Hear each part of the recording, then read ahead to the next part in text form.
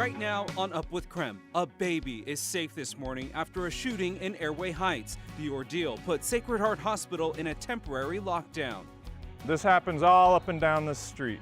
Traffic woes. East Central residents say they're frustrated by the increase in activity from the Thor-Freya road construction. Calm winds and calm weather for the rest of this week as our highs return to the 60s. Fastball. Fans will notice a faster-paced game this Friday as the Spokane Indians take on the Vancouver Canadians. So you can't do the big shift that we've seen in the past. Up with KREM begins now. Well, good morning, everyone, and thanks so much for joining us here on Up with KREM. I'm Channing Curtis. Glad to have you here with us. I'm Tim Pham. We want to get right to meteorologist Thomas Patrick in the Weather Center to tell us about today's forecast. And Thomas, we are enjoying it being a little bit calmer than it started out this week. Yes, much calmer. Tim, you were saying your drive a couple days ago, you were right in those winds on Monday. And yeah, it was very active the last couple days, but thankfully much calmer, but much colder as it is this morning. Some temperatures are well into the 20s. You see 27 currently in Spokane and Ritzville, as well as Othello, 29 in Pullman, 28 in Deer Park. So make sure you're bundled up. Thankfully, the wind chills aren't nearly as severe for most areas, but we do have even a slight 8-mile-per-hour wind. Again, in terms of wind speeds, that's not bad, but that still is putting the wind chill at around 19 degrees. So that's what it feels like as you step outside on this Wednesday morning. And it will be cold basically from an hour or two past sunrise. So the next several hours is just going to be a cold start across the inland northwest, but we'll get sunshine basically the moment it comes up before 7 o'clock. That cloud cover way off to the west, not going to be reaching us for today. So we only get sunny skies from sunrise to sunset. That will help our temperatures get into the 50s for today, but I'm promising some 60s, well into the 60s before we get into the weekend. And the weekend might be a little bit bumpy for us as well. So I got a lot to cover in the extended forecast in a few minutes. Just about 5:02 now, we are tracking breaking news this morning. A 6-month-old baby is safe after a shooting in Airway Heights. So Airway Heights police are investigating this as a double shooting involving a man and a woman. Both of them are now being treated at a hospital. So according to police, a woman reported that she had been shot in the arm and that a man took off with a baby in a red minivan. Now police were able to locate the van, but the driver wouldn't pull over. So they followed that van to Sacred Heart Hospital and detained the man who was driving, who also had a gunshot wound. There are no reported suspects at large. The double shooting remains an active investigation. If there are any witnesses, we ask that you call Crime Check so investigators can contact you.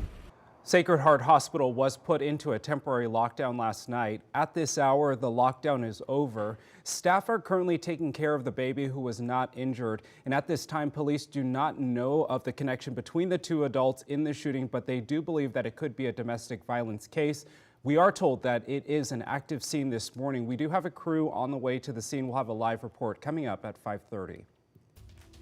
Monday's windstorm caused damage all across our area, but it hit one Deer Park family especially hard. Several of their cars were badly damaged, and it's not the first time actually. Nikki Martin heard a loud bang while inside her house. She walked outside to find a tree that fell on all 3 of the cars parked in her driveway. During last year's windstorm, the same tree fell on her truck. Martin and her husband asked their landlord to remove the tree, but they were told that the tree was fine and didn't need to be removed. The fact that this happened twice to us is crazy, but from the same exact tree it's very frustrating. We asked to have it removed. We offered to remove it ourselves. After the last storm, we said, okay, it's clearly a problem. Can we get it out of here? And it happens again. And what are we supposed to do? I mean, we did everything we could, and then now we're left with the mess. So with all of her vehicles damaged, Martin can't get to work in downtown Spokane. Finances are already stretched thin, and she says missing work will take a toll. Martin says that the trees in her neighborhood tend to bend significantly during heavy winds, and she hopes her situation will cause other trees around her neighborhood to be removed. Well, with construction in full swing at Thor-Freya, more drivers are using the Altamont Loop as a detour. But neighbors in that area say they're frustrated with people speeding. So this morning, KREM 2's Nicole Hernandez is live at that Altamont Loop right now. So Nicole, what are neighbors there saying? Channing, so one issue neighbors are dealing with here is this specific turn is difficult, if not impossible, to make without going into oncoming traffic lanes. And then once they do make the turn come this way, they end up going through the neighborhood here on North Altamont, cutting through this area and speeding. So we talked to neighbor Patrick McCann, who lives right here on North Altamont. I have to take a wide sweeping turn to get into my narrow driveway, and I've had people pass me and honk. I'm not the only one. This happens all up and down this street. It's a mile long that's completely unregulated.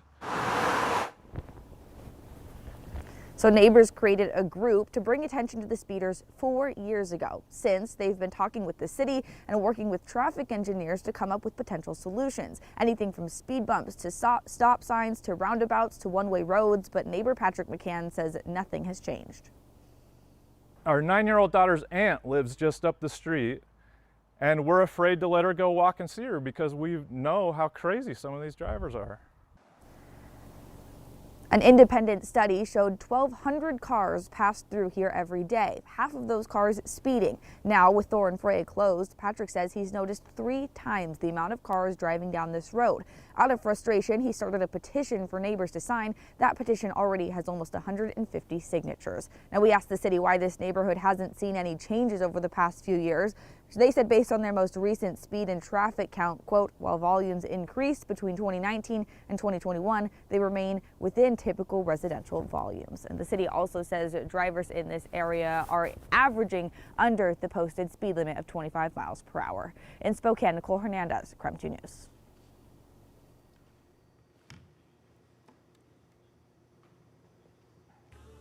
It is time now for your morning rush. More news in less time. There is now a cash reward for information on the man suspected of shooting a woman at a Spokane Valley motel. Police are looking for 30-year-old Joshua W. Seth. He is considered armed and dangerous. Seth is wanted in connection to a shooting at the Red Top Motel in March. Anyone with information can call Crime Stoppers at the number there at the bottom of your screen. The White House is getting ready to extend a pandemic-era freeze on federal student loan payments. This will continue relief for an estimated 41 million borrowers. This would be the 6th extension of the pandemic-era program and is expected to last through at least August 31st.